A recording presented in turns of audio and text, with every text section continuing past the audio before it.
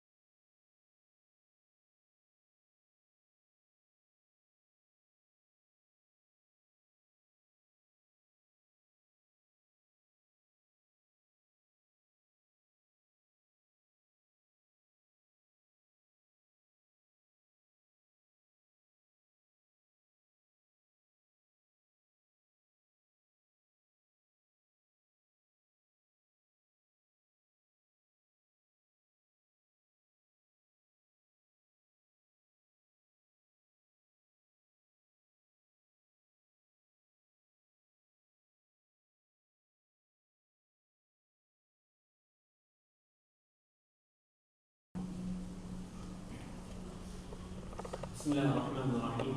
الحمد لله رب العالمين، والصلاة والسلام على أشرف الأنبياء والمرسلين وعلى آله وأصحابه أجمعين ومن تبعهم بإحسان إلى يوم الدين. أما بعد، أعوذ بالله من الشيطان الرجيم. بسم الله الرحمن الرحيم. إذ قلتم يا موسى لن نؤمن لك حتى نرى الله جهرة فأخذتكم الصاعقة وأنتم تنظرون ثم بعثناكم من بعد موتكم لعلكم تشكرون وظللنا عليكم الغمام وأنزلنا عليكم المن والسلوى كلوا من طيبات ما رزقناكم وما ظلمونا ولكن كانوا أنفسهم يظلمون. وإذ قلنا ادخلوا هذه القرية فكلوا منها حيث شئتم رغدا وادخلوا الباب سجدا وقولوا حطة نغفر لكم خطاياكم وسنزيد المحسنين. فبدل الذين ظلموا قولا غير الذي قيل لهم فأنزلنا على الذين ظلموا رجزا من السماء بما كانوا يفسقون. وإذ استسقى موسى لقومه فقلنا اضرب بعصاك الحجر فانفجرت منه 12 عينا قد علم كل أناس مشربهم كلوا واشربوا من رزق الله ولا تعثوا في الأرض مفسدين.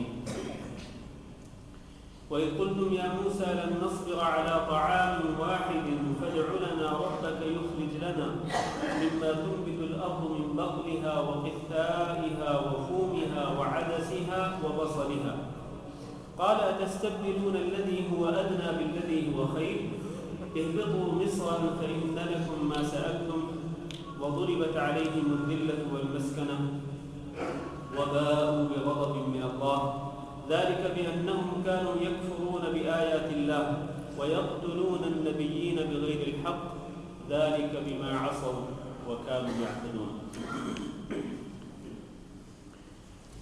عزیز القدر بھائیو اور دوستوں، آپ کے سامنے میں نے سورۃ البقرہ کی آیات 55 سے 61 تک تلاوت کی ہیں. ان آیات میں بھی اللہ رب العزت نے بنو اسرائیل پر اپنی خاص نعمتوں کا تذکرہ فرمایا ہے.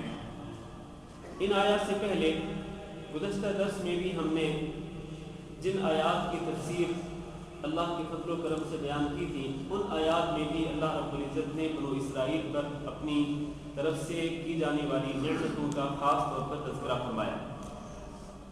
وہی تسلسل جاری ہے.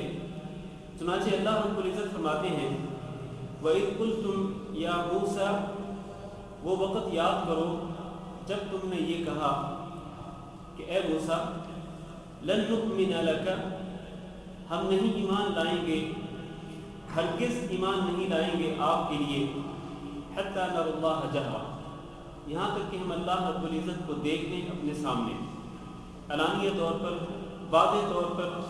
جب تک ہم اللہ رب العزت کو نہیں دیکھیں گے اس وقت تک ہم آپ پر ایمان لانے والے نہیں ہیں.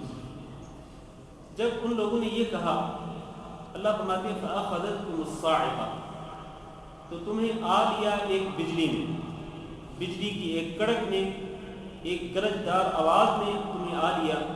وَأَنْتُمْ تَنْظُرُونَ، اور تم دیکھ رہے تھے. تمہارے دیکھتے ہی دیکھتے بجلی آئی اور تمہیں ہلاک کر دیا. ثم بعثناکم من بعد موتکم، پھر ہم نے تمہیں اٹھا دیا تمہاری موت کے بعد، تمہارے مرنے کے بعد ہم نے تم کو زندہ کر دیا. کیوں؟ لعلکم تشکرون، تاکہ تم شکر کرنے والے بن جاؤ. ان دو آیتوں میں جن کا سادہ سا ترجمہ میں نے ابھی آپ کے سامنے پیش کیا ہے، ان میں اللہ رب العزت نے ایک بڑے واقعے کی طرف اشارہ کیا ہے. واقعہ یہ تھا کہ اللہ رب العزت نے حضرت موسیٰ علیہ السلام کو 40 راتوں کے لیے کوہ طور پر بلایا، اور اس کا تذکرہ ہم پچھلے درس میں بھی کر چکے ہیں. اللہ رب العزت نے کیوں بلایا تھا کوہ طور پر؟ اس لیے کہ اللہ رب العزت ان 40 راتوں میں اپنی ہدایات، اپنی تعلیمات حضرت موسیٰ علیہ السلام پر نازل کریں تورات کی شکل میں. چنانچہ تورات لیے ہوئے حضرت موسیٰ جب 40 راتوں کے بعد واپس لوٹے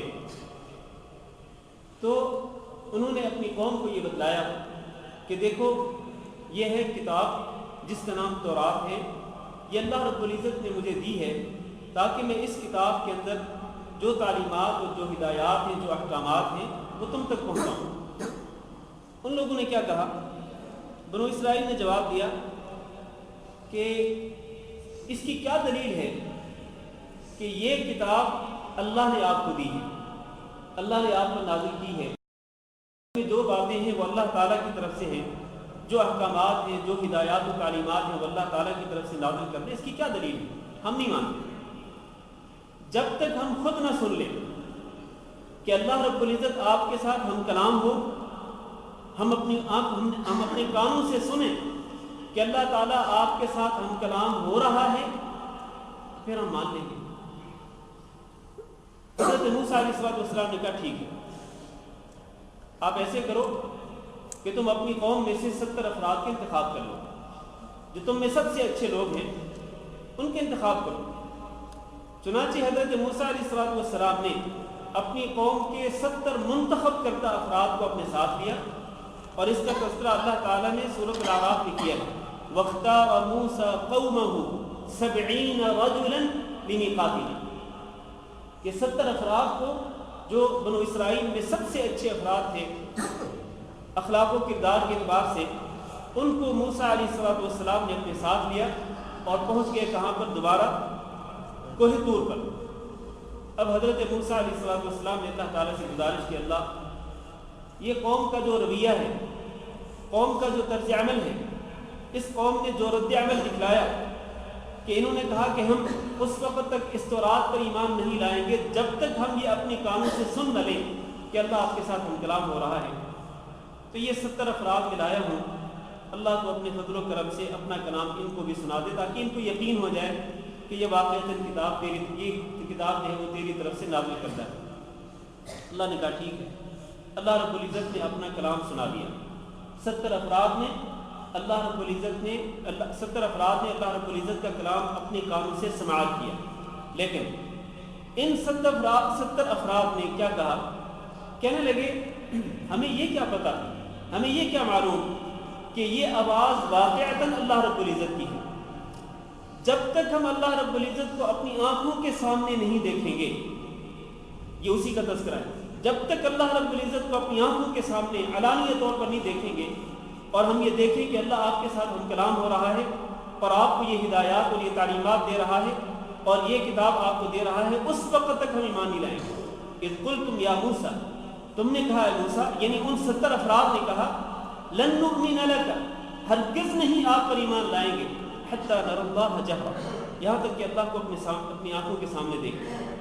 اس سے آپ اندازہ کر سکتے ہیں کہ یہ جواب جو تھا یہ اس قوم کے سب سے اچھے افراد کی طرف سے تھا کہ ہم جب تک اللہ کو نہیں دیکھیں گے اس وقت تک ایمان نہیں لائیں گے. اس سے آپ اندازہ کر سکتے ہیں کہ یہ بنو اسرائیل کی قوم کتنی ضدی اور کتنی ہٹ درم قوم تھی کہ سب سے اچھے لوگ جو ہیں وہ اس قدر جسارت اور گستاخی کر رہے تھے کہ اللہ کو جب تک نہیں دیکھیں گے ایمان نہیں لائیں گے. اگر سب سے اچھے لوگوں کا یہ جواب تھا تو پھر باقی قوم جو ہے اس کا جواب کیا ہونا چاہیے؟ ظاہر ہے کہ ان کا جواب اس سے بھی برا ہوگا. تو اللہ تعالیٰ کو یقینی طور پر یہ بات پسند نہیں آئی، ان کی یہ ضد اور یہ ہٹ درمی قطعی طور پر پسند نہیں آئی، چنانچہ اللہ تعالیٰ کی طرف سے عذاب آ گیا۔ عذاب کیا تھا؟ اخذتکم الصاعقہ، تمہیں بجلی کی کڑک نے اور زوردار آواز نے آ لیا، گرجدار آواز نے آ لیا، وانتم تنظرون، اور تمہارے دیکھتے ہی دیکھتے سب کچھ ہو گیا کہ اس بجلی کی آواز سے، گرجدار آواز سے تم ہلاک اور برباد ہو گئے۔ اب حضرت موسیٰ علیہ السلام پریشان ہو گئے۔ حضرت موسیٰ علیہ السلام نے کہا، سورۃ الاعراف میں اللہ فرماتے ہیں فلما اخذتهم الرجفة قال رب لو شئت اهلكتهم من قبل واياي اتهلكنا بما فعل السفهاء منا ان هي الا فتنة تضل بها من تشاء وتهدي بها من تشاء انت ولينا فاغفر لنا وارحمنا وانت خير الغافرين۔ اللہ اگر تو چاہتا تو مجھے بھی ان کے ساتھ اس سے پہلے ہی ہلاک کر دیا ہوگا۔ یہ 70 افراد جو میں اپنی قوم سے چن کر کے لایا تھا، اب اللہ تو نے ان کو ان کی بے وقوفی کی وجہ سے ہلاک کر دیا۔ اللہ تو بتلا، میں اپنی قوم کے پاس جب واپس لوٹوں گا تو اپنی قوم کو کیا منہ دکھلاؤں گا کہ قوم کے 70 افراد ہلاک اور برباد ہو گئے۔ موسیٰ علیہ السلام نے اللہ سے کہا کیا جواب دوں گا، میں کس منہ سے اپنی قوم کے سامنے جاؤں گا؟ اللہ تو چاہتا تو مجھے بھی ان کے ساتھ ہلاک کر دے۔ اللہ ان ہی الا فتنہ، یہ تیری طرف سے آزمائش ہے۔ پھر آخر میں موسیٰ علیہ السلام نے کہا انت ولینا فاغفر لنا وارحمنا وانت خیر الغافرین، اللہ تو ہمیں معاف کر دے اور اللہ ہماری حالت پہ رحم فرما، تو بہترین معاف کرنے والا ہے۔ اور اللہ تعالیٰ سے دعا کی حضرت موسیٰ علیہ السلام سے کہ اللہ ان کو زندہ کر دے۔ اللہ تعالیٰ نے موسیٰ علیہ السلام کی دعا قبول کر دی۔ اسی کے بارے میں اللہ فرماتے ہیں ثم بعثناکم من بعد موتکم، پھر ہم نے تم کو تمہارے مرنے کے بعد دوبارہ زندہ کر دیا۔ کیوں؟ لعلکم تشکرون، شاید کہ تم شکر گزار بندے بن جاؤ۔ لیکن ہوا کیا؟ ہوا یہ کہ مرنے کے بعد دوبارہ زندہ ہو کر بھی اس قوم کو عقل نہیں آئی۔ اس قوم نے پھر بھی فسق و فجور کا اور اللہ کی نافرمانی کا تسلسل جاری رکھا۔ آگے آنے والی آیات سے آپ کو زیادہ ہو جائے گا۔ تو معلوم یہ ہوا کہ اللہ رب العزت نے حضرت موسیٰ علیہ السلام کی قوم کے ان چنیدہ افراد اور ان سلیکٹڈ افراد اور ان منتخب کردہ افراد کو مارنے کے بعد دوبارہ زندہ کیا۔ یہ اللہ تعالیٰ کی طرف سے بہت بڑا احسان ہے۔ میں آپ کو کہہ رہا تھا کہ حضرت موسیٰ علیہ السلام کی قوم پر اللہ رب العزت نے بے شمار احسانات کیے، ان میں سے ایک احسان یہ بھی ہے کہ عذاب آنے کے بعد، مارنے کے بعد اللہ رب العزت نے ان کو دوبارہ زندہ کر دیا۔ اور یہاں آپ کو یہ بھی معلوم ہونا چاہیے کہ مردوں کو زندہ کرنے کا ایک واقعہ، یہی ایک واقعہ ہی نہیں، بلکہ سورۃ البقرہ میں اللہ رب العزت نے اس واقعہ کے ساتھ مزید 4 واقعات بھی ذکر کیے ہیں مردوں کو زندہ کرنے کے، کیونکہ اللہ رب العزت زندگی دیتا ہے اور اللہ تعالیٰ ہی مارتا ہے، اور مارنے کے بعد اللہ تعالیٰ دوبارہ زندہ کرنے پر بھی قادر ہے۔ اللہ رب العزت ان اللہ علی کل شیء قدیر، ہر چیز پہ قادر ہے، قادر مطلق ہے۔ مارنے کے بعد اللہ تعالیٰ زندہ کرنے پہ بھی قادر ہے۔ وہ جو باقی 4 واقعات ہیں وہ آگے آئیں گے سورۃ البقرہ میں صرف اشارہ کر دیتا ہوں۔ ایک تو وہ واقعہ تھا کہ جب ایک شخص مر گیا اور قتل کر دیا گیا اور اس کے قاتل کا علم نہیں، اللہ تعالیٰ نے حضرت موسیٰ علیہ السلام سے کہا کہ اپنی قوم کو کہو کہ ایک گائے ذبح کریں، پھر اسی گائے کا ایک حصہ اس مردے پہ ماریں، وہ زندہ ہو جائے گا اور وہ پھر خود بتائے گا کہ اس کا قاتل کون ہے۔ وہ واقعہ آگے آ رہا ہے۔ چنانچہ ان لوگوں نے گائے، اور وہ گائے کا واقعہ لمبا ہے، گائے کے متعلق مختلف سوالات کیے۔ آخر کار ان کی اللہ تعالیٰ نے جو صفات ذکر کی، ان صفات کے مطابق وہ ایک گائے حاصل کرنے میں کامیاب ہو گئے۔ لیکن وہ گائے کس قدر مہنگی تھی کہ وہ گائے ان کو لینی پڑی اس گائے کے وزن کے برابر سونا دے کر۔ شددوا فشدد اللہ علیہ، انہوں نے اپنے اوپر سختی کی تو اللہ تعالیٰ نے بھی ان پر سختی کی۔ اگر ایک عام سی گائے ذبح کر دیتے تو مسئلہ حل ہو جاتا، لیکن سوالات و جوابات کا سلسلہ شروع ہو گیا. آخر کار اسی گائے کا ایک حصہ حضرت موسیٰ علیہ السلام نے اس مقتول پہ مارا.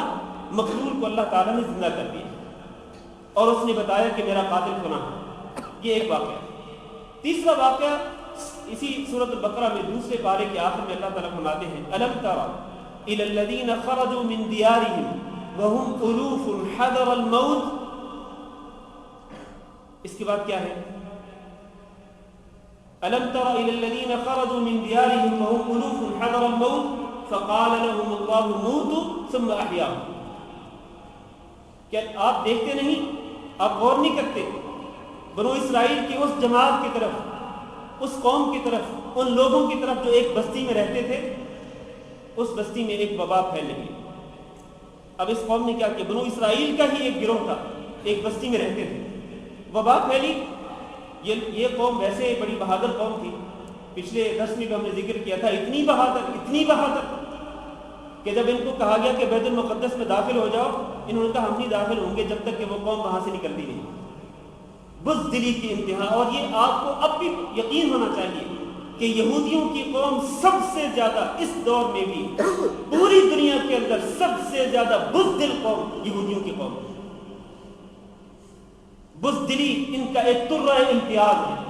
یہود کا ترہ امتیاز خصوصی نشان ہے اس قوم کا، بزدلی. تو جب یہ وبا پھیلی اس بستی کے اندر، بوریا بستر سمیٹا اور باہر نکل کھڑے ہوئے. حذر الموت، موت سے ڈرتے ہوئے کہ کہیں موت نہ آ جائے. اللہ تعالیٰ نے کیا کیا؟ ابھی اس بستی سے نکل کر کچھ فاصلے پہ پہنچے ہی تھے کہ اللہ تعالیٰ نے کہا موتو، مر جاؤ. وہ مر گئے. ثم احیاہم، اللہ تعالیٰ نے پھر ان کو زندہ کر دیا. یہ تیسرا واقعہ ہے. چوتھا واقعہ ہے اس بستی میں جب حضرت عزیر علیہ السلام کا اس بستی سے گزر ہوا، کہ جس میں حضرت عزیر علیہ السلام نے دیکھا کہ اس بستی کے جو گھر ہیں وہ اپنی چھتوں پر گرے ہوئے. او کالذی مر علی قریۃ وہی خاویۃ علی عروشها قال انا یحیی هذه اللہ بعد موتها. حضرت عزیر کہنے لگے وہ یہ بستی جس کے گھر گرے ہوئے ہیں، اللہ تعالیٰ اس کو کیسے دوبارہ زندہ کرے؟ اللہ نے کیا کیا؟ فاماتہ اللہ 100 عام. اللہ نے حضرت عزیر کو ہی مار دیا، اس پر موت طاری کر دی اور وہ مرے رہے. ثم بعث، پھر ان کو زندہ کر دیا. قال کم لبثت، کتنا ٹھہرے ہو؟ لبثت یوما و بعد یوم، ایک دن یا ایک دن کا کچھ حصہ. حالانکہ 100 سال کے بعد ان کو زندہ کیا گیا. المہم یہ واقعہ بھی انشاءاللہ تفصیل کے ساتھ آئے گا. یہ چوتھا واقعہ. پانچواں واقعہ حضرت ابراہیم علیہ السلام نے جب اللہ تعالیٰ سے کہا تھا ارینی کیف تحیی الموتى، اللہ مجھے دکھلائیں تو صحیح کہ تو مردوں کو کس طرح زندہ کرتا ہے. اللہ نے فرمایا اولم تؤمن قال بلى ولكن ليطمئن قلبي. ابراہیم علیہ السلام نے کہا اپنے اطمینان قلب کے لیے مجھے ایک نشانی تو دکھلا دیں، کس طرح آپ مردوں کو زندہ کرتے ہیں. اللہ نے کہا، کیا کہا اللہ تعالیٰ نے؟ لیطمئن قلبی قال فخذ 4 من الطیر، 4 پرندے لے لو، فصرهن الیک، اپنے ساتھ ان کو مانوس کر لو. پھر کیا کرو؟ ثم اجعل على كل جبل منهن جزءا، ان کو کاٹ کر ٹکڑے ٹکڑے کر کے ہر ٹکڑا ایک ایک پہاڑ کی چوٹی پہ رکھنا. ثم ادعوهن، پھر ان کو بلاؤ، یاتینک سعیا، وہ دوڑتے ہوئے فوراً آپ کے پاس پہنچ جائیں. یہ بھی مردوں کو زندہ کرنے کا ایک واقعہ ہے. یہ 5 واقعات اللہ رب العزت نے اس سورۃ بقرہ کے اندر ہی ذکر کیے ہیں مردوں کو دوبارہ زندہ کرنے کے. اور یہ واقعات کس بات کی دلیل ہے؟ کہ اللہ رب العزت قادر مطلق، اللہ ہر چیز پہ قادر ہے. مارنے کے بعد بھی اللہ تعالیٰ زندہ کرنے پر قدرت رکھتا ہے. اور اس سے ہمیں یہ درس ملتا ہے کہ جب ہم مر جائیں گے اور ہم میں سے ہر ایک پر موت آنی ہے، تو مرنے کے بعد اللہ رب العزت نے ہمیں یقینی طور پر اٹھانا ہے. زعم الذين كفروا ان لن يبعثوا قل بلى وربي لتبعثن ثم لتنبؤن بما عملتم وذلك على الله يسير. کافروں نے یہ کہا تھا کہ ہو ہی نہیں سکتا کہ ہم مرنے کے بعد دوبارہ اٹھائیں گے. اذا كنا ترابا وعظاما انا لمبعوثون، اور جب ہم مر جائیں گے، جب مٹی ہو جائیں گے، ہماری ہڈیاں مٹی کے اندر گل سڑ جائیں گی، پھر کس طرح ہم اٹھائے جائیں گے؟ اللہ نے کیا جواب دیا؟ قل بلا وربی لتبعثن، ضرور بالضرور تمہیں اٹھایا جائے گا. ثم لتنبؤن بما عملتم، پھر تمہیں تمہارے اعمال کی ضرور بالضرور خبر دی جائے گی. وذلك على الله يسير، اور یہ اللہ کے لیے بہت آسان ہے، اللہ کے لیے کوئی مشکل نہیں. جس اللہ نے اس پوری کائنات کو پیدا کیا، اس کو ختم کرنے کے بعد وہ دوبارہ اس کو نہیں بنا سکتا، دوبارہ ان انسانوں کو پیدا نہیں کر سکتا ہے. یقیناً اللہ رب العزت اس چیز پہ قادر ہے. اس کے بعد اللہ فرماتے ہیں وَظَلَّلْنَا عَلَيْكُمُ الْغَمَامَ، ہم نے سایہ کر دیا تمہارے اوپر بادلوں کا. وَأَنزَلْنَا عَلَيْكُمُ الْمَنَّ وَالسَّلْوَىٰ، اور ہم نے نازل کر دیا تمہارے اوپر من اور سلوہ کو. اور ہم نے کہا کُلُوا مِن طَيِّبَاتِ مَا رَزَقْنَاكُمْ، تم ان چیزوں کو کھاؤ جو ہم نے پاکیزہ چیزیں تم کو عطا کی ہیں، ان چیزوں میں سے خوب کھاؤ پیو. وَمَا ظَلَمُونَا، انہوں نے ہمارے اوپر ظلم نہیں کیا، وَلَٰكِن كَانُوا أَنفُسَهُمْ يَظْلِمُونَ، لیکن وہ اپنی جانوں پر ہی ظلم کرنے والے تھے. اس آیت کریمہ میں اللہ رب العزت نے ایک اور احسان کا تذکرہ فرمایا، وہ میدان تیہ جس میں 40 سال تک یہ بنو اسرائیل کی قوم سرگرداں رہی. اللہ تعالیٰ نے اس بیت المقدس کی پاک سرزمین کو بنو اسرائیل کے لیے حرام کر دیا. انہا محرمۃ علیہم 40 سنہ یتیہون فی الارض، جب ان لوگوں نے بیت المقدس میں داخل ہونے سے انکار کر دیا تھا اور کہا تھا کہ اذهب انت وربک فقاتلا انا ہاہنا قاعدون، کہ موسیٰ تم اور تمہارا رب جاؤ اور جا کے قتال کرو، ہم یہاں بیٹھے. اللہ رب العزت کو ان کی یہ نافرمانی شدید طور پر ناگوار گزری، اللہ کو ناپسند ہوئی.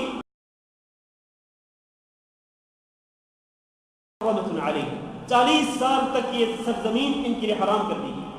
40 سال یہ اس سرزمین میں داخل نہیں ہو سکتے. یتیہون فی الارض، یہ سرگرداں رہیں. اسی دوران جب جنگل میں جہاں پر نہ کوئی سایہ تھا، جہاں پر نہ کھانے پینے کے لیے کچھ تھا، اس بنو اسرائیل نے موسیٰ علیہ السلام نے کہا اے اللہ کے رسول، اے موسیٰ، ہم یہاں میدان تیہ میں ہیں اور یہاں کچھ بھی نہیں ہمارے کھانے پینے کے لیے، حتیٰ کہ سایہ بھی نہیں کہ ہم اپنے آپ کو سائے میں کچھ دیر کے لیے آرام کر سکیں، کچھ دیر ٹھہر سکیں آرام کرنے کے لیے. کس طرح ہم یہاں پر یہ وقت گزاریں گے، اتنی لمبی مدت کس طرح گزاریں گے؟ حضرت موسیٰ علیہ السلام نے اللہ تعالیٰ سے دعا کی. اللہ نے کیا کیا؟ ظللنا علیکم الغمام، ہم نے بادلوں کا سایہ تم پہ کر دیا. آپ ذرا تصور کریں، جہاں پر کوئی مکان نہیں تھا، کوئی درخت نہیں تھا، جنگل، صحرا، اللہ نے کیا کر دیا؟ اللہ نے بادلوں کا سایہ کر دیا. اور 40 سال تک اس میدان تیہ کا جو آسمان تھا وہ ابر آلود رہا، ان لوگوں نے سورج کو نہیں دیکھا. اس قدر خوبصورت موسم، ابر آلود موسم. ان لوگوں نے کہا چلے سایہ تو ہو گیا، کھانے پینے کے لیے کچھ اللہ سے طلب کریں. اللہ نے کہا انزلنا علیکم المن والسلوى، ہم نے من و سلوہ اتار دیا. من ایک میٹھی چیز کو کہتے ہیں، اور مفسرین نے لکھا ہے کہ یہ جو دھنیا کا دانہ ہوتا ہے، اس دانے کے بقدر ایک چیز تھی سفید رنگ کی، جو آسمان سے رات کو نازل ہوتی تھی اور ڈھیر کے ڈھیر لگ جاتی اور بڑی شیرنی، بڑی لذیذ ہوتی تھی. والسلوى، سلوہ اس بٹیر جیسا ایک پرندہ ہوتا ہے، وہ پرندے اللہ تعالیٰ جھنڈ کے جھنڈ اتار دیتا. یہ لوگ کیا کرتے؟ ان پرندوں کو پکڑتے، ذبح کرتے اور ان کو بھون بھون کر کھاتے، کباب بنا کر اور ٹکا بنا کر کھاتے. انزلنا علیکم المن والسلوى، ادھر سے آسمان پر بادل چھائے ہوئے، کس قدر حسین و جمیل موسم، اور ادھر بٹیروں جیسے پرندے اور شیرنی سے بھرا ہوا وہ میٹھی خوراک اور لذیذ خوراک اللہ تعالیٰ نازل کرتے ہیں. اللہ نے فرمایا کلوا من طیبات ما رزقناکم، کھاؤ پیو جو کچھ ہم نے تم کو دیا. یہ کھاتے پیتے تھے. اللہ فرماتے ہیں وما ظلمونا ولکن كانوا انفسهم یظلمون، انہوں نے ہمارے اوپر ظلم نہیں کیا، لیکن در حقیقت وہ اپنی جانوں پہ ظلم کرتے تھے. اتنی اللہ رب العزت کی نعمتیں پانے کے بعد کہ جہاں نہ کوئی سایہ تھا اللہ نے سایہ کر دیا، کھانے پینے کے لیے کچھ نہیں تھا اللہ تعالیٰ نے سب کچھ عطا کر دیا. ہونا یہ چاہیے تھا کہ یہ قوم اللہ تعالیٰ کی فرما بردار بن جاتی اور فرما برداری کی مثالیں قائم کرتی تھی، لیکن یہ نخرے کرتی رہی. اس قوم کے نخرے حضرت موسیٰ علیہ السلام برداشت کرتے رہے. جب اس طرح یہ لوگ میدان تیہ میں اللہ رب العزت کی نعمتوں سے لطف اندوز ہو رہے تھے تو یہ عرصہ گزر گیا، اور آگے ذکر آئے گا کہ اللہ تعالیٰ نے ان کے لیے پانی کے چشمے بھی جاری کر دیے، کھانے کے لیے من و سلوہ اور پینے کے لیے پانی کے چشمے اللہ تعالیٰ نے جاری کر دیے۔ جب یہ پورا عرصہ گزر گیا، اسی دوران آپ کو یہ معلوم ہونا چاہیے کہ حضرت موسیٰ علیہ السلام کا انتقال ہو گیا، اور ان سے پہلے حضرت ہارون علیہ السلام کا بھی انتقال ہو گیا۔ یہ دونوں نبی فوت ہو گئے۔ ان دونوں کے بعد اس قوم کی طرف جو نبی آئے وہ کون تھے؟ حضرت یوشع بن نون علیہ السلام۔ جب حضرت یوشع بن نون آئے تو انہوں نے اس قوم کو آمادہ کر لیا تھا، کیونکہ اس قوم کے اندر جو ضدی لوگ تھے 40 سال کے اختتام تک ضدی لوگ مر چکے تھے، اور اللہ رب العزت کا اصل میں مقصد بھی یہی تھا 40 سال بیت المقدس کی سرزمین کو ان پر حرام کرنے کا، کہ ان میں جو زیادہ ضدی اور ہٹ درم لوگ ہیں وہ مر کھپ جائیں گے، ان کی موت آ جائے گی، اس کے بعد جو نئی نسل آئے گی تو ان میں یقیناً وہ جذبہ ہوگا جہاد کرنے کا۔ حضرت یوشع بن نون علیہ السلام نے اس قوم کو جہاد کے لیے آمادہ کر دیا۔ چنانچہ اللہ تعالیٰ نے کیا فرمایا؟ اللہ فرماتے ہیں وَإِذْ قُلْنَا ادْخُلُوا هَٰذِهِ الْقَرْيَةَ، وہ وقت یاد کرو جب ہم نے کہا کہ اس بستی میں داخل ہو جاؤ۔ وہ کون سی بستی تھی؟ بیت المقدس۔ بیت المقدس میں داخل ہو جاؤ، مطلب یہ ہے کہ جہاد کرو، اس بیت المقدس میں جو ظالم لوگ ہیں ان کے خلاف قتال کرو اور اس میں داخل ہو جاؤ۔ لیکن جب داخل ہونے لگے تو کیا کرو؟ اللہ فرماتے ہیں فَكُلُوا مِنْهَا حَيْثُ شِئْتُمْ رَغَدًا، اس بستی میں داخل ہونے کے بعد تم خوب کھانا پینا، تمہیں اجازت ہے خوب وافر مقدار میں کھانا پینا، لیکن جب داخل ہونے لگو وَادْخُلُوا الْبَابَ سُجَّدًا، سجدے کی حالت میں داخل ہونا۔ وَقُولُوا حِطَّةٌ، اور اپنی زبان سے حطہ کہتے ہیں۔ حطہ جو ہے یہ کلمہ استغفار ہے، یعنی اللہ تعالیٰ سے اپنے گناہوں پر معافی مانگتے ہوئے اس بستی میں داخل ہونا، مغفرت طلب کرتے ہوئے اس بستی میں داخل ہونا۔ ایک تو سجدے کی حالت میں سجدہ ریز ہونے کے بعد اس مسجد میں داخل ہونا، اور دوسرا زبان سے استغفار کرتے ہوئے داخل ہونا۔ نغفر لکم خطایاکم، اگر تم اس طرح کرو گے تو ہم تمہارے گناہوں کو معاف کر دیں گے۔ وسنزید المحسنین، اور جو تم میں احسان کرنے والے ہوں گے ہم ان کو اور زیادہ عطا کریں گے، مغفرت کے علاوہ اور بھی مزید احسانات سے ان کو نوازیں گے۔ اب دیکھیں اللہ رب العزت نے اس قوم کو کہا کہ بیت المقدس میں داخل ہو جاؤ، اور یہ شرط بھی لگا دی کہ سجدے کی حالت میں، اور حطتن کہتے ہوئے، استغفار کرتے ہوئے۔ اور اس کا حطتن کا ایک مفہوم اور بھی بیان کیا گیا، مفسرین نے یہ لکھا ہے کہ حطتن کا معنی یہ ہے کہ جب تم فاتحانہ انداز میں اس بستی کے اندر داخل ہو تو پھر تم اس بستی کے رہنے والے لوگوں کے لیے معافی کا اعلان کر دیں۔ جس طرح کہ نبی کریم صلی اللہ علیہ وسلم مکہ مکرمہ میں فاتحانہ انداز سے داخل ہوئے تو جاتے ہی آپ صلی اللہ علیہ وسلم نے عام معافی کا اعلان کر دیا، سوائے 7 افراد کے جن کے بارے میں آپ نے یہ ارشاد فرمایا تھا کہ اگر یہ 7 افراد کعبہ کے غلاف کے ساتھ لٹکے ہوئے بھی ہوں تو ان کو ضرور، ہر کس قسم کے کافر تھے، اللہ کے نبی صلی اللہ علیہ وسلم نے ان کو قتل کرنے کا حکم دیا، اگرچہ وہ کعبہ کے غلاف کے ساتھ لپٹے ہوئے کیوں نہ۔ تو اللہ رب العزت نے ان کو یہ انداز اختیار کرنے کا حکم دیا کہ عاجزی انکساری کے ساتھ فاتحانہ انداز میں تکبر کا مظاہرہ کرتے ہوئے نہیں، فخر و غرور کا مظاہرہ کرتے ہوئے نہیں، بلکہ عاجزی انکساری کے ساتھ اللہ کے سامنے جھکتے ہوئے اس میں داخل ہونا، اور داخل ہوتے ہی ان کی مغفرت کا، ان کے لیے معافی کا اعلان کرتے ہیں۔ انتقام نہیں لینا ان سے بلکہ معافی کا اعلان کرتے ہیں۔ لیکن ان لوگوں نے کیا کیا؟ اللہ کے احکامات بالکل واضح ہیں، انہوں نے اللہ رب العزت کے احکامات سے کلی طور پر انحراف کیا۔ ان احکامات سے جب داخل ہوئے تو ان کی ہٹ درمی اور ان کی ضد کا اندازہ کریں آپ کہ اللہ نے کہا تھا سجدے کی حالت میں داخل ہونا، سجدہ کر کے اس بستی میں داخل ہونا، یہ لوگ اپنی سرینوں کے بل گھسٹتے ہوئے اس بستی کے اندر داخل ہوئے، بالکل اللہ کے حکم کے برعکس۔ کچھ لوگ اکڑتے ہوئے داخل ہوئے اور کچھ لوگ اللہ کے حکم کے بالکل برعکس زمین پر اپنی سرینوں کے بل گھسٹتے ہوئے داخل ہوئے، اور اپنی زبانوں سے کیا کہہ رہے تھے؟ بجائے حطتن کہنے، بجائے استغفار کا کلمہ پڑھنے کے، وہ کیا کہہ رہے تھے؟ وہ اللہ رب العزت کے اس حکم کا مذاق اڑاتے ہوئے حطتن کی جگہ پہ کہہ رہے تھے حنطۃ فی شعرۃ، گندم کا دانہ بالی میں، حبۃ فی شعرہ یا حنطۃ فی شعرہ، یہ دونوں الفاظ صحیح بخاری اور صحیح مسلم میں موجود ہیں کہ ان لوگوں نے اس طرح اللہ کے احکامات کا مذاق اڑاتے ہوئے وہ لوگ اس بستی میں داخل ہوئے۔ چنانچہ جب ان لوگوں نے اللہ رب العزت کے احکامات میں تبدیلی کی، اللہ رب العزت کے احکامات نے ان سے انحراف کیا، تو اللہ تعالیٰ نے کیا کیا؟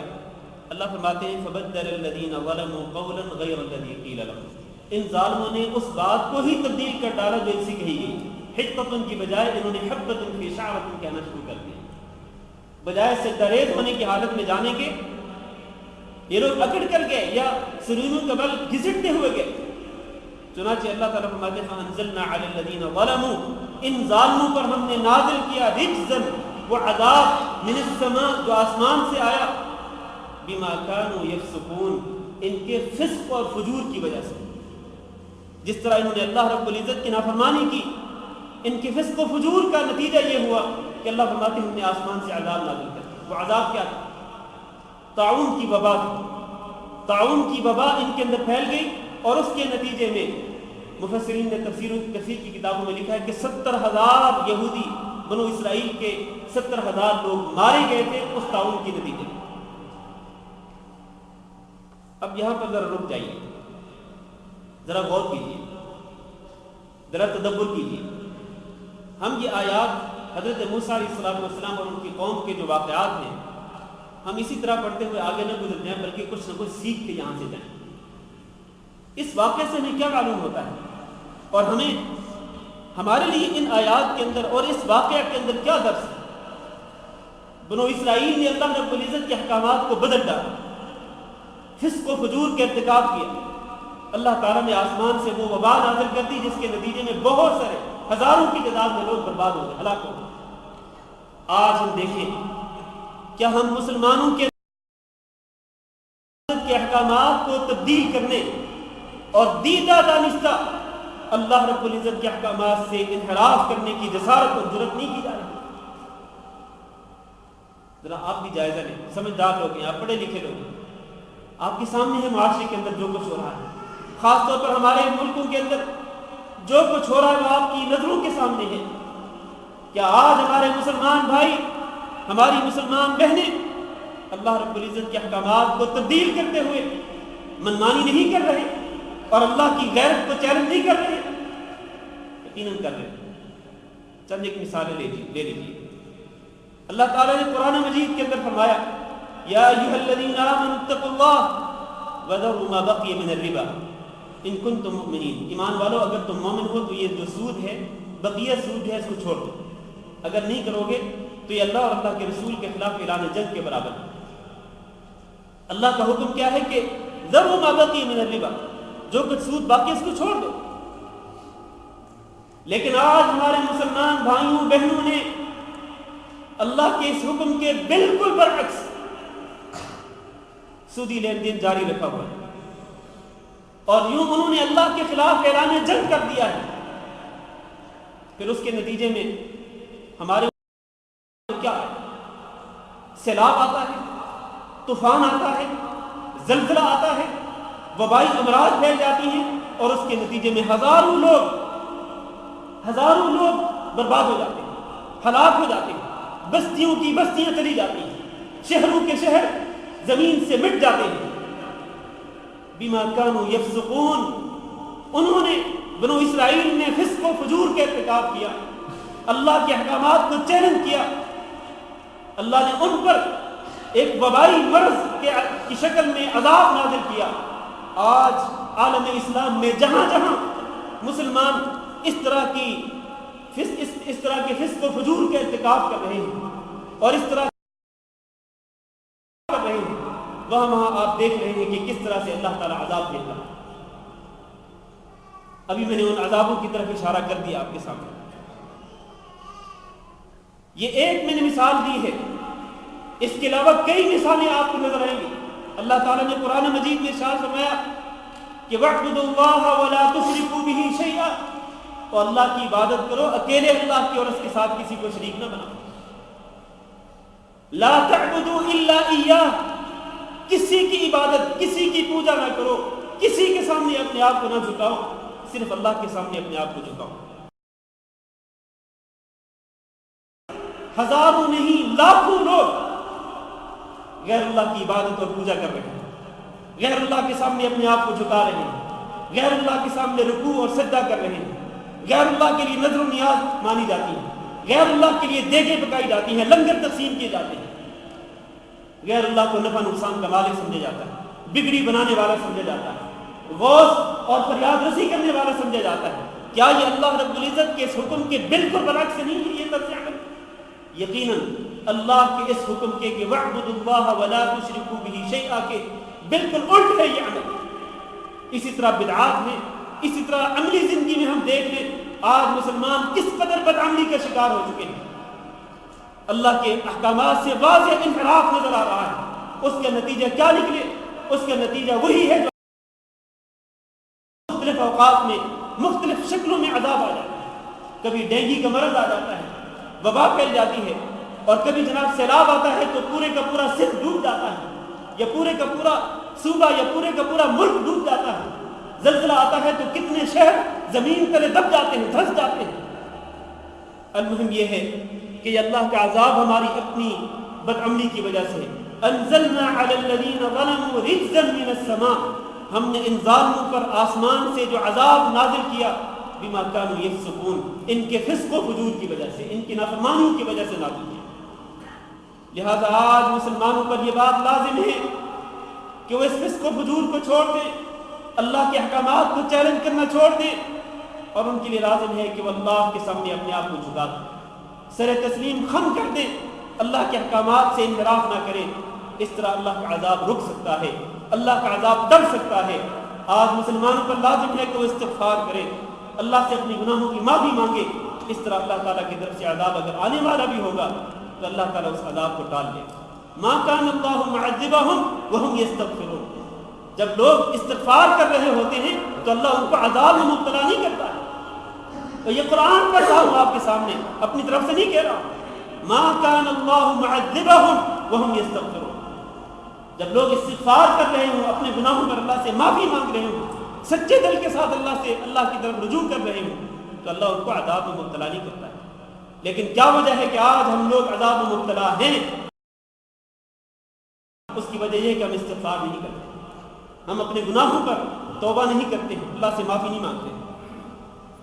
اس کے بعد اللہ تعالیٰ فرماتے ہیں وَإِذِ اسْتَسْقَىٰ مُوسَىٰ لِقَوْمِهِ، ذرا وہ وقت بھی یاد کرو جب موسیٰ علیہ السلام نے اپنی قوم کے لیے پانی طلب کیا۔ یہ بھی وہ میدان تیہ کا واقعہ ہے کہ کھانے کے لیے اللہ تعالیٰ نے من و سلوہ نازل کر دیا۔ ان لوگوں نے کہا کہ پینے کے لیے تو کچھ بھی نہیں، اللہ سے دعا کرو اللہ پانی بھی دے دے۔ اِذِ اسْتَسْقَىٰ مُوسَىٰ لِقَوْمِهِ، موسیٰ علیہ السلام نے اپنی قوم کے لیے پانی طلب کیا۔ کس سے؟ اللہ تعالیٰ سے طلب کیا۔ فَقُلْنَا، اللہ فرماتے ہیں ہم نے موسیٰ علیہ السلام سے کہا اضرب بعصاک الحجر، اپنی عصا کو اس پتھر کی چٹان پہ مارو۔ فانفجرت منہ 12 عینا، موسیٰ علیہ السلام نے اس چٹان پر اپنی عصا کو مارا تو کیا ہوا؟ فانفجرت منہ، اس چٹان سے پھوٹ نکلے 12 عینا، 12 چشمے۔ 12 چشمے ہی کیوں پھوٹے؟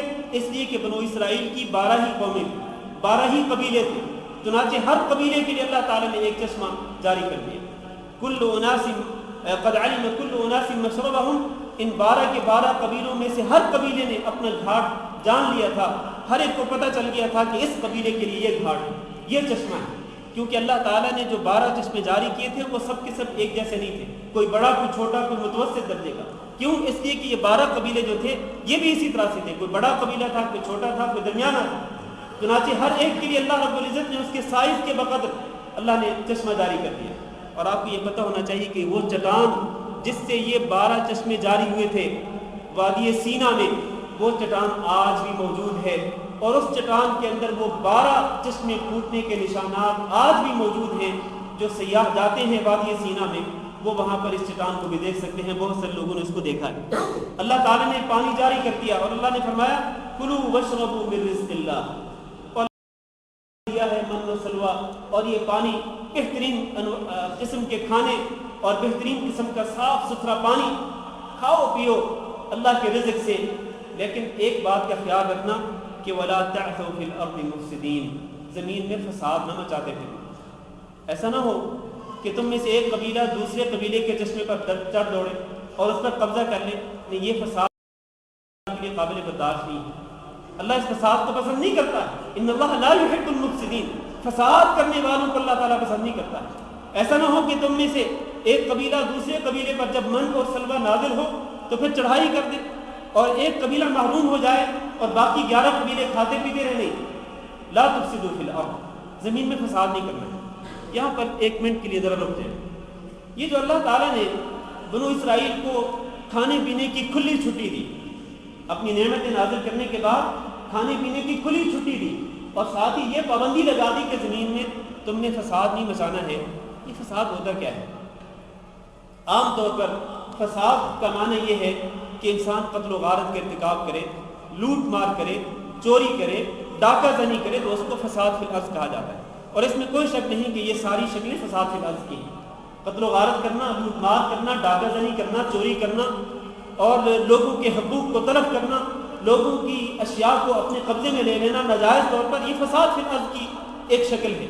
لیکن میرے بھائیوں، یہ فساد فی الارض یہی نہیں، بلکہ در حقیقت فساد فی الارض کیا ہے؟ فساد فی الارض کا جو صحیح مفہوم ہے وہ ہے امن عامہ میں خلل ڈالنا۔ کسی بھی ملک میں، کسی بھی معاشرے میں امن میں خلل ڈالنا، کسی بھی طرح سے، چاہے کسی کی جان پہ، کسی کا خون بہا کر، کسی کی جان پہ حملہ کر کے، کسی کے مال پہ حملہ کر کے، یا کسی کی عزت پہ حملہ کر کے۔ عزتیں بھی اللہ تعالیٰ کے ہاں مقدس ہیں، اور اللہ سے ہم دعا کرتے ہیں کہ اللہ تعالیٰ ہم سب کی عزتوں کو محفوظ رکھے۔ ورنہ آج بہت سارے ایسے لوگ موجود ہیں، ایسے بھیڑیے موجود ہیں، میں ان کو بھیڑیا کہتا ہوں، کہ جو لوگوں کی عزتوں کو پامال کرتے ہیں۔ وہ انسانیت سے بھی بہت نیچے چلے جاتے ہیں، انسانیت ان کے اندر نظر نہیں آتی ہے جب وہ اس طرح کے اعمال کا، اس طرح کے جرائم کا ارتکاب کرتے ہیں کہ معصوم بچیوں کو نشانہ بناتے ہیں۔ اور بعض لوگ اپنے آپ کو پیر و مرشد ظاہر کر کے لوگوں کی عزتوں کو کھلونا بناتے ہیں، اور ایسے واقعے میڈیا میں ضرور سنے ہوں گے، دیکھے بھی ہوں گے۔ اپنے آپ کو پیر و مرشد ظاہر کر کے ریپ کے واقعات آپ کے سامنے ہیں۔ یہ بھی فساد فی الارض ہے۔ لیکن ذرا اپنے دل پہ ہاتھ رکھیے، فساد فی الارض یہی نہیں، اس سے بڑا فساد بھی ہے۔ وہ کیا ہے؟ وہ یہ ہے کہ اللہ رب العزت کے حقوق کو ادا نہ کرنا، اللہ کی حق تلفی کرنا۔ اور اللہ تعالیٰ کا سب سے بڑا حق کیا ہے؟ بتلائیے، اللہ تعالیٰ کا سب سے بڑا حق کیا ہے؟ جی سمجھ نہیں آ رہی مجھے۔ اللہ تعالیٰ کے ساتھ شرک کرنا، شرک نہ کرنا، یعنی اکیلے اللہ رب العزت کی عبادت کرنا، یہ اللہ تعالیٰ کا سب سے بڑا حق ہے۔ اور یہ حق اگر اللہ تعالیٰ کو دیا جائے، تو میں نے پہلے بھی وضاحت کی تھی کہ اگر یہ حق اللہ تعالیٰ کو دیا جائے تو یہ عین عدل و انصاف ہے، اور اگر یہ حق اللہ تعالیٰ کو نہ دیا جائے تو یہ کیا ہے؟ ظلم عظیم ہے۔ ان الشرک لظلم عظیم، یہ ظلم عظیم ہے۔ میرے بھائیوں، آج ہم دیکھ رہے ہیں، میں نے پہلے بھی اشارہ کیا ہے، آج ہم دیکھ رہے ہیں کہ شرک کے بہت زیادہ اڈے بنے ہوئے ہیں، ہزاروں کی تعداد میں، اور ہو سکتا ہے لاکھوں کی تعداد میں، کیونکہ کئی سال پہلے کی بات ہے، کوئی 15-20 سال پہلے کی بات ہے، جب میں مدینہ منورہ میں پڑھتا تھا تو ایک اخباری رپورٹ میں نے پڑھا تھا کہ صرف لاہور شہر کے اندر 10,000 دربار ہیں، صرف لاہور شہر کے اندر، اور یہ 15-20 سال پہلے کی بات ہے۔ شرک کے اور بدعت کے ہزاروں اڈے بنے ہوئے ہیں۔ یہاں پر کیا ہوتا ہے؟ یہاں پر فساد فی الارض ہوتا ہے، فساد فی الارض، کہ سب سے پہلے اللہ رب العزت کا حق مارا جاتا ہے، اور اس کے ساتھ ساتھ ریپ کے واقعات بھی انہی اڈوں پر ہی نظر آتے ہیں۔ بڑے بڑے گینگ اور بڑے بڑے خطرناک گروپ بڑے خطرناک قسم کے جرائم کے ارتکاب کرتے ہیں، اور واللہ رونگٹے کھڑے ہو جاتے ہیں جب اس طرح کے واقعات، اور آج تو میڈیا سب کو دکھلا رہا ہے، انہی درباروں مزاروں کے احاطے کے اندر جس قدر سنگین جرائم کے ارتکاب ہوتا ہے، جس طرح لوگوں کی عزتوں کو پامال کیا جاتا ہے، کیا یہ فساد فی الارض نہیں؟ لا تفسدوا فی الارض ان اللہ لا يحب المفسدین۔ اور میرے بھائیوں جب اس طرح کا فساد ہو رہا ہو تو جس قوم کے اندر یہ فساد ہو رہا ہو اللہ تعالیٰ اس قوم سے ناراض ہو جاتا ہے، اللہ اس قوم سے اپنی رضا کو ہٹا لیتا ہے اور پھر اس قوم پر اللہ کا عذاب نازل ہوتا ہے۔ اور آج وہی عذاب ہم جیت رہے ہیں، وہ عذاب آج ہم جیت رہے ہیں اور نہیں معلوم یہ ہماری آنے والی نسلیں کب تک یہ عذاب جیتتی رہیں جب تک یہ اڈے موجود ہیں جہاں پر یہ فساد ہوتا ہے، جب تک یہ فساد فی الارض کے اڈے ختم نہیں ہوں گے، جب تک یہ سارے لوگ مفسدین جو ہیں جب تک سچی توبہ نہیں کریں گے اس وقت تک اللہ تعالیٰ ہم سے راضی ہونے والا نہیں۔ اس کے بعد آخری آیت پڑھ کے میں درس ختم کرتا ہوں۔ وَإِذْ قُلْتُمْ يَا مُوسَىٰ لَن نَّصْبِرَ عَلَىٰ طَعَامٍ وَاحِدٍ، ذرا وہ وقت بھی یاد کرو کہ تم نے کہا اے بنو اسرائیل، تم نے کہا یا موسیٰ اے موسیٰ لن نصبر علی طعام واحد، وہ ایک ہی کھانے پر ہم صبر نہیں کر سکتے۔ یہ من و سلوہ ہی آتا رہتا ہے ہر وقت، 40 سال گزر گئے من و سلوہ ہی، اور اس میں دیکھیں کس قدر ناشکری قوم تھی۔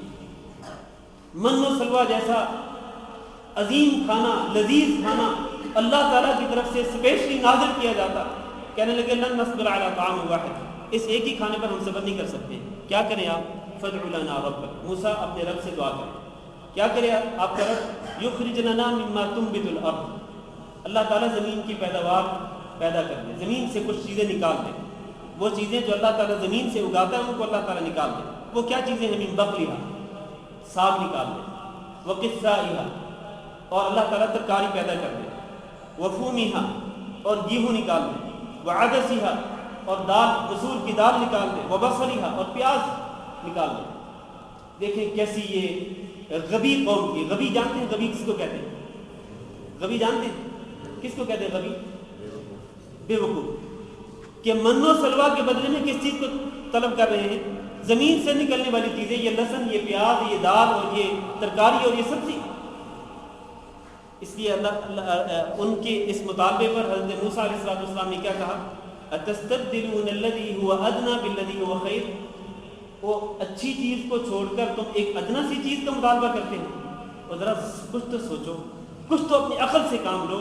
ایک گھٹیا چیز جو ہے بڑھیا چیز کے بدلے میں تم گھٹیا چیز کا مطالبہ کرتے ہو۔ چلو کوئی بات نہیں، مطالبہ کیا نا تم نے، تو اہبطوا مصرا۔ اور یہاں پر ایک وضاحت کر دوں کہ یہ اس وقت کی بات ہے کہ جب حضرت موسیٰ علیہ السلام زندہ تھے، اور میں پہلے بتا دیا آپ کو کہ میدان تیہ میں حضرت موسیٰ اور حضرت ہارون انتقال کر گئے تھے، یہ ان کی زندگی سے، ان کی یعنی موت سے پہلے کا واقعہ ہے میدان تیہ میں۔ تو ان لوگوں نے یہ کہا، ترتیب میں آیات تھوڑی سی مقدم مؤخر ہیں، ورنہ حضرت موسیٰ علیہ السلام کی زندگی میں یہ واقعہ پیش آیا تھا۔ حضرت موسیٰ نے کہا چلو کوئی بات نہیں، تم مطالبہ کرتے ہو تو پھر کیا کرو؟ اہبطوا مصرا فإن لکم ما سألتم، وہ فلاں شہر میں چلے جاؤ، تمہارے لیے وہ سب کچھ ہے جس کا تم سوال کر رہے ہو۔ مطلب یہ ہے کہ اگر تم یہاں پر یہ من و سلوہ کھا کے تم اگر تم اس کو برداشت نہیں کر رہے ہو اور یہ کہتے ہو کہ ہم یہ سبزیاں وغیرہ ہمیں چاہیے، دال وغیرہ، تو اس شہر میں چلے جائیے، ساری چیزیں مل جائیں گی۔ اب دیکھیں اس قوم کی ناشکری کی وجہ سے اور اس قوم کی مسلسل نافرمانیوں کی وجہ سے اللہ تعالیٰ نے کیا کیا؟ ضربت علیہم الذلۃ والمسکنہ، ان پر ذلت کو مسلط کر دیا گیا، ان پر مسکنت کو مسلط کر دیا گیا۔ وباءوا بغضب من اللہ، اور یہ اللہ کا غضب لے کر کے لوگ، یہ ساری نعمتیں، اتنے زیادہ احسانات اللہ رب العزت نے ان پر نازل کیے، لیکن اس کے باوجود یہ ناشکری پر تلے رہے۔ آخرکار ضربت علیہم الذلۃ، ذلت اور رسوائی کو ان پر مسلط کر دیا گیا اور اللہ کا غضب ان پہ نازل ہوا۔ اسی لیے یہ قوم جو ہے بنو اسرائیل کی، یہودیوں کی جو قوم ہے، یہ مغضوب علیہم ہے، جس کا ہم دعا کرتے ہیں نا کہ غیر المغضوب علیہم ولا الضالین، کہ اللہ ہمیں ان لوگوں کا راستہ دکھلا کہ جن پر تو نے انعام کیا، ان لوگوں کا راستہ نہ دکھلا اور ان لوگوں کے راستے پہ نہ چلا جن پہ تیرا غضب ہوا۔ جس قوم پہ، جن لوگوں پہ غضب ہوا اللہ رب العزت کو، وہ یہی یہودیوں کی، بنو اسرائیل کی قوم ہے، اللہ رب العزت کی طرف سے غضب کی مستحق قوم۔ اللہ فرماتے ہیں ذالک بانہم کانوا یکفرون بآیات اللہ، یہ اس لیے یہ ساری ذلت اور رسوائی اور اللہ کا غضب کیوں آیا؟ اس لیے کہ یہ اللہ رب العزت کی آیات سے انکار کرتے تھے۔ وَيَقْتُلُونَ النَّبِيِّينَ بِغَيْرِ الْحَقِّ، اور انبیاء کو ناحق طور پر قتل کرتے تھے۔ حضرت زکریا کو ان لوگوں نے قتل کیا، حضرت یحییٰ کو ان لوگوں نے قتل کیا، انبیاء کے قاتل ہیں یہ لوگ۔ آج یہ دعویٰ کرتے ہیں کہ ہم انبیاء کی اولاد نہیں، یہ نبیوں کی اولاد ہونے کا دعویٰ ہے صرف، ورنہ در حقیقت یہ انبیاء کی قاتل قوم تھی. ذالک بما عصوا وکانوا یعتدون. یہ سارا عذاب اللہ تعالیٰ کی طرف سے اس لیے آیا کہ یہ نافرمان تھے اور حد سے تجاوز کرنے والے تھے، بڑے سرکش قسم کے لوگ تھے. اور یہاں پر ایک بات کی وضاحت بھی کر دوں. یہ جو اللہ نے فرمایا نا کہ ضربت علیہم الذلہ، کہ ان پر ذلت کر دیا. یہ دیکھیں آپ یہودیوں کی تاریخ پڑھ لیں، یہودی ہمیشہ ذلیل و رسوا، ہمیشہ.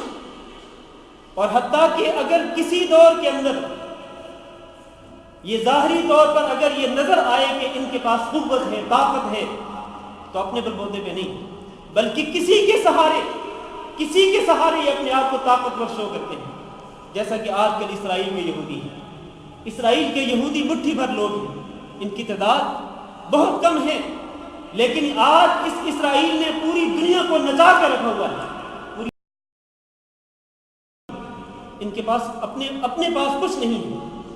اصل میں یہ کسی اور کے سہارے پر ناچتے ہیں اور نچاتے ہیں. اور وہ کوئی اور کون ہے وہ آپ جانتے ہیں. کس نے اس ملک کو اس دنیا کے اندر معرض وجود میں لانے والا کون تھا وہ آپ جانتے ہیں، ساری تاریخ سے آپ واقف ہیں.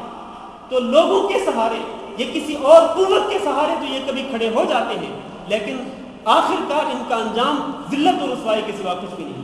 اور ابھی وہ وقت آنے والا ہے جب ان اسرائیل کے یہودیوں کا ملک ملیا میٹ ہوگا. اور اس سے پہلے آپ جانتے ہیں کہ نازیوں کے دور میں یہودیوں کے ساتھ کیا ہوا تھا. ورلڈ وار میں ان یہودیوں کو کس طرح بے دریغ قتل کیا گیا، آپ جانتے ہیں وہ تاریخ. تو المہم یہ ہے کہ اللہ رب العزت کی طرف سے ان لوگوں پر ہمیشہ کے لیے، قیامت تک کے لیے ان لوگوں پر ذلت اور رسوائی کو، مسکنت کو اور اللہ کے عذاب کو مسلط کر دیا گیا ہے.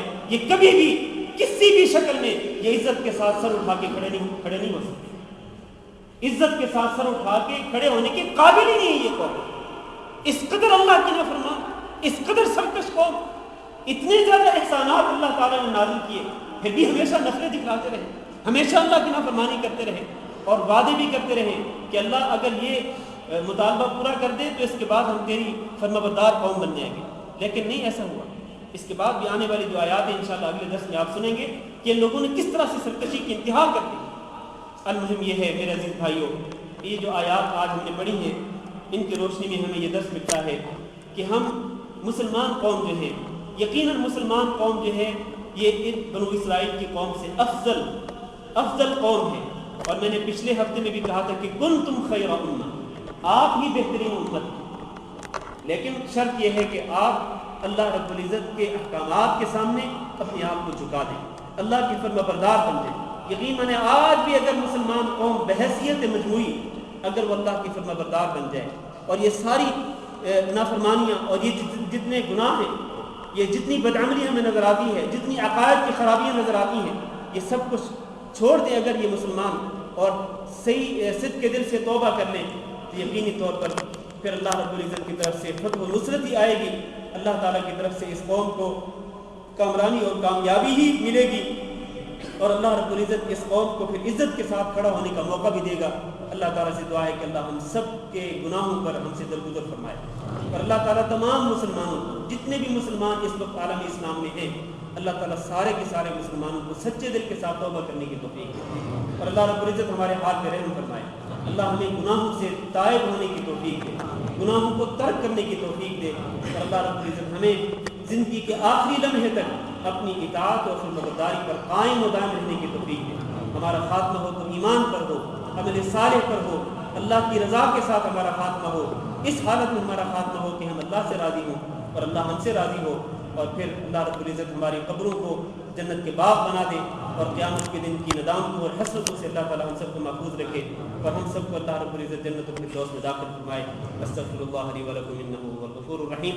آج کے درس تفسیر کا اختتام ہوا. میں ایک بات کرنا چاہتا ہوں آپ سے درس حدیث کے حوالے سے. جیسا کہ آپ کو معلوم ہے کہ ہم درس حدیث پچھلے کوئی 2 ہفتے سے شروع کر چکے ہیں. پچھلے ہمارے جو 2 درس ہوئے ہیں یہ ہمارے اس جو بعض ساتھی ہمارے جو اس درس میں شریک ہوئے ان کو معلوم ہے کہ وہ مرکز کہاں ہے. لیکن ایک مسئلہ یہ ہے کہ وہ کمرہ چونکہ چھوٹا سا کمرہ ہے جس میں ہمارے سارے ساتھی جو ہیں وہ اطمینان کے ساتھ بیٹھ نہیں سکتے ہیں، جگہ کی قلت کا ہمیں سامنا ہے. تو پچھلے درس میں بھی یہ مشورہ ہوا تھا کہ کیوں نہ ہو کہ یہ جو درس ہے یہ ہم مسجد میں ہی رکھیں. یہ ایک تو یہ جگہ کی قلت کا مسئلہ، جگہ چھوٹی ہے. دوسرا یہ مسئلہ تھا کہ ہماری بعض بہنوں کی طرف سے مطالبہ آیا تھا. بعض بہنوں نے مجھے خود ٹیلی فون کر کے بھی کہا کہ ہم یہ چاہتے ہیں کہ ہم بھی آپ کے اس درس حدیث سے مستفید ہوں، استفادہ کریں، تو کیوں نہ ہو کہ ہم یہ درس جو ہے وہ مسجد میں ہی رکھیں. تو پچھلے درس میں یہ مشورہ ہوا تھا کہ وہ جو مسجد ہے اس مرکز کے بالکل سامنے چھوٹی مسجد، اسی مسجد میں ہی درس شروع کریں گے. لیکن ایک اور تجویز آئی ہے، اور وہ یہ ہے، بلکہ دو تجویزیں. ایک تجویز تو یہ ہے کہ درس حدیث جو ہے وہ ہم اسی مسجد میں ہی کریں اس درس کے بعد. جیسے کہ ابھی ہمارا یہ درس ختم ہوا ہے، درس تفسیر، تو اب کوئی تقریباً 10-1 منٹ کا وقفہ کر کے جس میں آپ ماشاءاللہ دودھ پئیں گے، کھجور کھائیں گے. ہاں جی، یہ بھی اللہ تعالیٰ کی بہت بڑی نعمت ہے میرے بھائی، اس کو من و سلوہ سمجھ لیں آپ. ہاں جی، تو یہ کھجور کھائیں، دودھ پئیں، 10 منٹ کا وقفہ کر کے اس کے بعد ہم تقریباً کوئی 45 منٹ کے لیے ہم درس حدیث جو ہے وہ پڑھیں گے، درس حدیث دیں گے. ایک تو یہ تجویز ہے. اور دوسری تجویز یہ ہے کہ یہ جو درس حدیث ہے یہ عشاء کی نماز سے پہلے ہو اسی مسجد کے اندر، کہ جو حضرات درس حدیث پڑھنا چاہتے ہیں، حدیث کی کلاس کو اٹینڈ کرنا چاہتے ہیں، تو وہ عشاء سے تقریباً کوئی 45 منٹ کے بعد، 45 منٹ پہلے یہاں مسجد میں پہنچ جائیں. تو 45 منٹ میں ہمارا درس ہو جائے، یہ کلاس ہو جائے حدیث کی. اس کے بعد عشاء کی نماز ادا کی جائے، اور عشاء کی نماز کے بعد حسب معمول یہ درس تفسیر ہو. تو اب یہ معاملہ آپ پر ہے کہ کیا آپ کس طرح پسند کرتے ہیں کہ یہ جو حدیث کی کلاس ہے یہ عشاء سے پہلے ہو اسی مسجد میں، یا حدیث کی کلاس جو ہے یہ اس درس تفسیر کے بعد ہو، یعنی اب سے کوئی 10 منٹ کے بعد. آپ میں سے زیادہ تر، خاص طور پر وہ جو لوگ ہیں، دیکھیں میں عام لوگوں کی رائے جو ہے وہ نہیں لینا چاہتا، خاص طور پر وہ ہمارے بھائی جو ریگولر اس کلاس کو اٹینڈ کرنا چاہتے ہیں، ریگولر شروع سے پڑھ رہے ہیں اور آئندہ بھی ان کا عزم ہے کہ وہ اس کلاس کو اٹینڈ کریں گے. تو میں ان سے یہ خاص طور پر ریکویسٹ کرتا ہوں کہ وہ یہ بتائیں کہ وہ کب آ سکتے ہیں. مغرب سے پہلے اگر آ سکتے، مغرب کے بعد، اگر مغرب کے بعد کوئی 15-20 منٹ ٹھہر کے، اگر کیونکہ میں بھی نماز پڑھانی ہوتی ہے مجھے، تو میں نماز اپنی مسجد میں پڑھا کے یہاں پر پہنچ جاؤں تقریباً 15-20 منٹ تک مغرب کے بعد. پھر ہماری یہ کلاس شروع ہو جائے حدیث کی، اس کے بعد عشاء تک یہ کلاس ہو، پھر عشاء کے بعد درس تفسیر ہو. کیا یہ بہتر ہے، یا پھر درس تفسیر کے بعد یہ کلاس ہو؟ میں نے امام صاحب سے بات کر لی ہے، اس مسجد کے امام صاحب سے، تو انہوں نے کہا ہے جیسے آپ کی مرضی ہے، جس طرح لوگ پسند کریں، ہماری طرف سے کوئی رکاوٹ نہیں. تو امام صاحب کی طرف سے ہمیں اجازت مل چکی ہے، لہٰذا آپ فیصلہ کر لیں کہ ہم یہ کلاس جو ہے وہ کس وقت رکھیں، وقت کون سا ہونا چاہیے.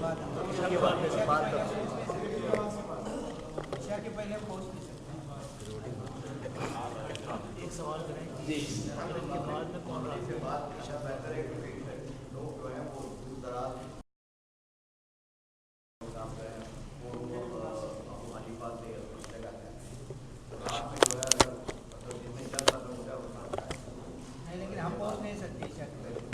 مطلب آپ کے کہنے کا مطلب یہ کہ مغرب کے بعد ہی ہو جائے یہ کلاس حدیث کی، تاکہ آپ جلدی فارغ ہو جائیں. اور ویسے ایک بات ہے کہ ابھی تو سردیوں کا موسم ہے نا، تو رات بہت لمبی ہے. ابھی تو چلو یہ ہو جائے گا کہ ہم درس تفسیر کے بعد یہ حدیث کی کلاس رکھیں، کوئی زیادہ فرق نہیں پڑے گا. لیکن جب گرمیوں کا موسم آئے گا تو پھر کیا کریں گے؟ پھر تو 9 بجے تک تقریباً عشاء کی نماز ختم ہوگی. تو اس کے بعد اگر یہ درس تفسیر بھی ہو، درس حدیث بھی ہو، تو 12 بج جائیں گے رات کو. تو اس لیے ہاں جی اس وقت پتہ نہیں، اس کے بعد پھر چینج کر سکتے ہیں، فجر سے پہلے اس کے بعد چینج کر سکتے ہیں، لیکن ابھی چینج مت کرو، ٹائم ایسے ہم بہت نہیں سکتے. فارغ ہو جائے گی ایک دن ڈیوٹی سے آتے ہیں نا، لیٹ آتے کو کانٹ نہیں ہیں. یہ جو ٹائم ہے یہ صحیح ہے. آپ کیا کہتے ہیں جو ہمارے بھائی اس کلاس کو اٹینڈ کرنا چاہتے ہیں ریگولرلی، وہ کیا کہتے ہیں؟ مغرب کے بعد مغرب کے بعد، مغرب کے بعد کہ عشاء کے بعد؟ مغرب کے بعد. زیادہ تر لوگ کہہ رہے ہیں مغرب کے بعد. جو لوگ مغرب کے بعد کہتے ہیں وہ ذرا ہاتھ کھڑے کر لیں، اور جو لوگ عشاء کے بعد کہتے ہیں وہ بھی ہاتھ کھڑے کر لیں. فیصلہ ہو گیا. تو آج کل کا دور جو ہے نا یہ بڑا جمہوری دور ہے یہ، تو زیادہ تر لوگ جو ہیں وہ یہ کہہ رہے ہیں کہ مغرب کے بعد. ٹھیک ہے، تو حدیث کی کلاس ہم مغرب کے بعد رکھ لیتے ہیں. ہمارے وہ بھائی جو کہ دور سے آتے ہیں ان سے گزارش ہے کہ آپ اگر پہلے آ جائیں. مغرب میں ہی پڑھیں. آپ ڈیوٹی سے آتے ہیں نا, جمعہ کے دن بھی ڈیوٹی ہوتی ہے؟ جمعہ کو نہیں. آج تو جمعہ ہے. ہاں تو ڈیوٹی نہیں ہے. ہاں تو اس لیے